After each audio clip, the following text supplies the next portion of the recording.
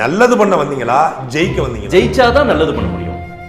அது ஜெயிக்காமலே பண்ணலாமே. ஜெயிக்காம எப்படி பண்ண முடியும்? நாம் தமிழர் கட்சி வெற்றி பெறாமலேயே மதுரை நீதிமன்றத்தில் வழக்கு போட்டு தஞ்சை பெருவுடையார் கோவிலில் தமிழை கோபுரத்துக்கு ஏற்றியது. நாம் தமிழர் கட்சி இன்னைக்கு இருப்பதனால தான் பரந்தூர் விமான நிலையம் இன்னைக்கு வரைக்கும் வர முடியல. நாம் தமிழர் கட்சினால தான் 8 வழிச்சாலை வர முடியல. நாம் தமிழர் கட்சினால தான் 800 விரிவாக்கம் இன்னைக்கு தடைபட்டு இருக்கிறது.